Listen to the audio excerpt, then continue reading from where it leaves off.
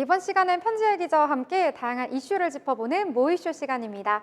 편지혜 기자님 나오셨습니다. 어서 오세요. 네, 안녕하세요. 반갑습니다. 네, 오늘 첫 번째 소식부터 함께 알아보도록 하겠습니다. 네, 첫 번째 이슈, 북한 평양 무인기가 침투를 주장한다. 군사 긴장이 굉장히 고조됐다라는 이슈가 있는데요. 오늘 한반도 안보 상황이 급박하게 돌아가고 있다는 이런 소식입니다. 북한의 대응이 심상치 않다던데 자세한 내용 전해주시기 바랍니다. 네, 북한이 연이은 오물풍선 도발로 많은 국민들께서 불안감과 불편함을 겪고 계셨을 텐데요. 북한이 조선중앙통신에 따르면 북한인민군 총참모부가 지난 10일 국경선 부근 포병연합부대와 주요 부대에 작전 예비 지시를 내렸다고 합니다. 핵심 내용은 8개 포병다단을 완전 무장하고 13일 오후 8시까지 사격대기 태세로 전환하라는 지시입니다.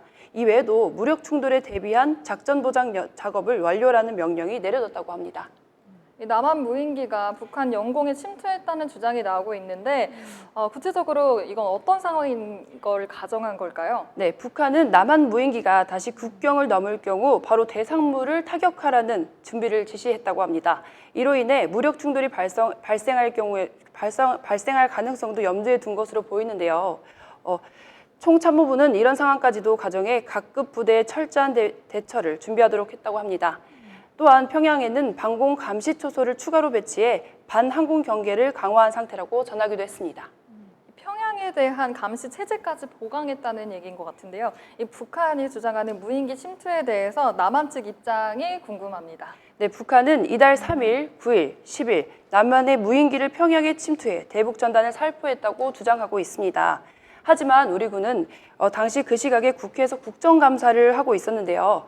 김용현 국방부 장관에게 국회의원이 또 직접 물어봤습니다. 그런데 처음에는 김용현 국방부 장관이 보낸 적이 없다고 하더니 재차 회의를 통해 이에 대해 사실관계를 확인해 줄 수 없다라고 입장을 내놓았습니다. 즉 북한의 주장을 공식적으로 부인하지도 그리고 인정하지도 않은 상태입니다. 이 김여정 부부장의 발언도 긴장을 더하고 있다고 들었는데요. 그 김여정 부부장의 발언 어떤 건가요? 네, 김여정 북한 노동당 부부장은 전날 다시 한국 무인기가 평양에 나타나면 끔찍한 참변이 일어날 것이라며 강하게 위협했습니다. 이에 대해 우리 국방부는 만약 북한이 실제로 위해를 가할 경우 그날이 바로 북한 정권의 종말이 될 것이라며 강하게 응수하기도 했습니다. 긴장감이 굉장히 매우 높은 상황이다라는 생각이 들어요. 앞으로의 상황이 어떻게 될지 계속해서 전개를 계속 지켜봐야 될 것 같습니다. 네, 다음 소식은요. 가계부채에 대한 이야기 연일 나오고 있습니다. 이 비은행권 가계부채 문제 심각하다. 이렇게 금융당국이 판단을 하면서 이 금융사들을 긴급 소집했다는 소식인데요. 자세한 내용 전해주시죠. 네, 금융위원회와 금융감독원이 오늘 15일 상호금융사 그리고 보험사, 저축은행, 여신전문금융사 등과 협회 관계자들을 불러 가계부채 관리 방안을 논의할 예정입니다. 이번 회의는 비은행권, 즉 제2금융권의 가계부채 증가세가 심각하다는 판단에 따른 것인데요.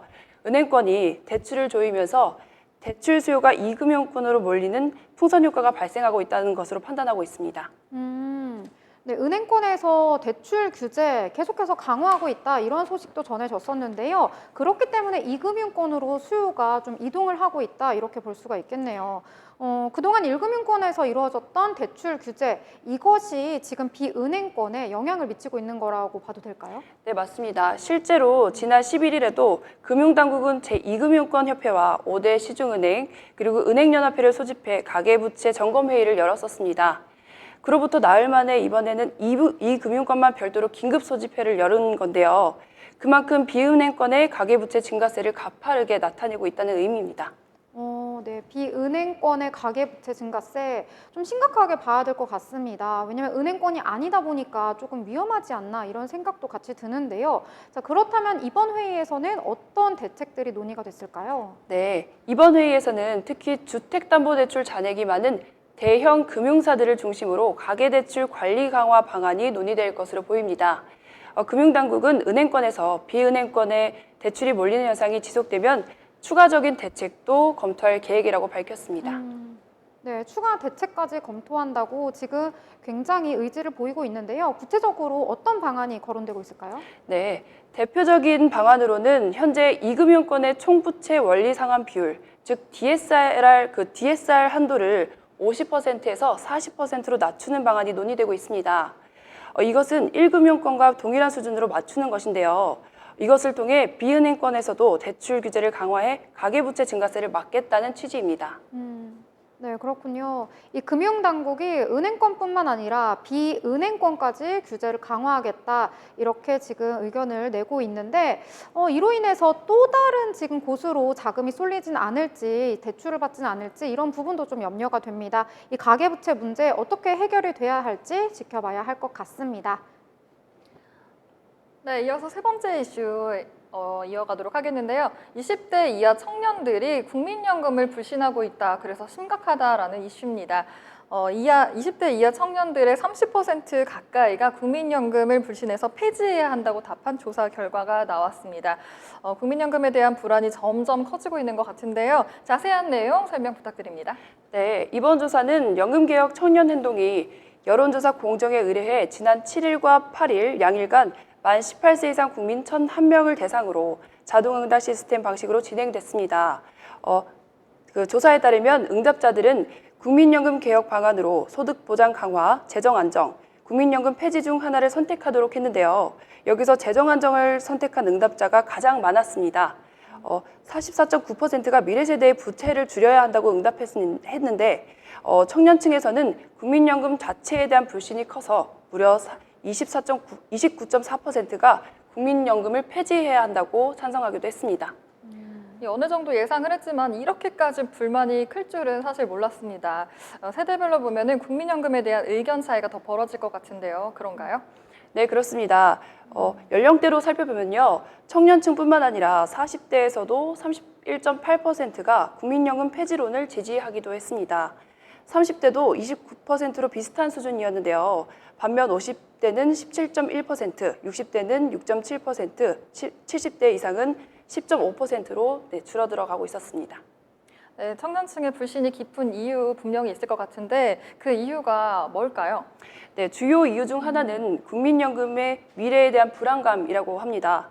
조사에 따르면 응답자의 68.1%가 국민연금의 미적립 부채, 즉 후세대가 갚아야 할 잠재 부채가 약 1,800조에 달한다는 사실을 잘 모른다고 답했습니다.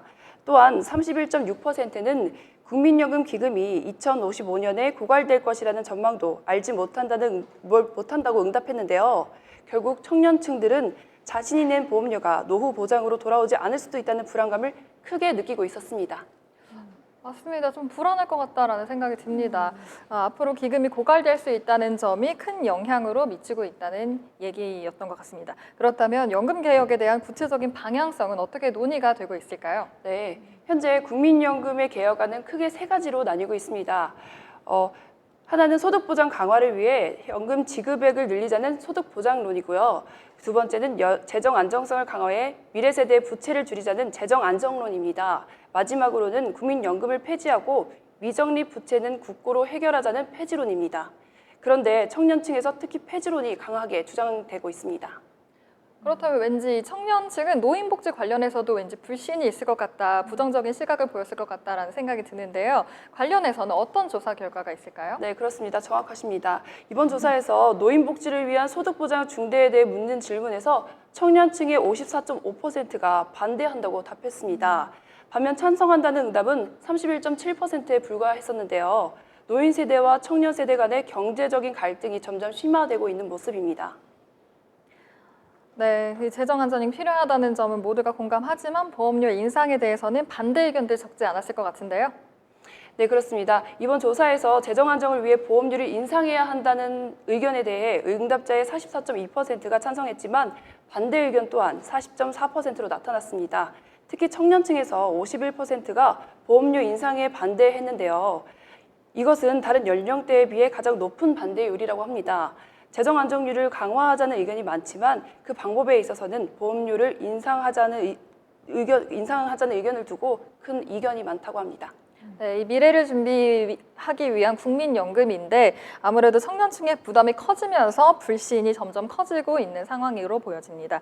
앞으로 연금개혁 논의가 어떻게 진행이 될지 계속해서 주목해 보시면 좋을 것 같습니다. 네, 이렇게 세 가지의 이슈 깊이 있게 다뤄봤는데요. 지금까지 함께해 주신 편지혜 기자 감사합니다. 감사합니다.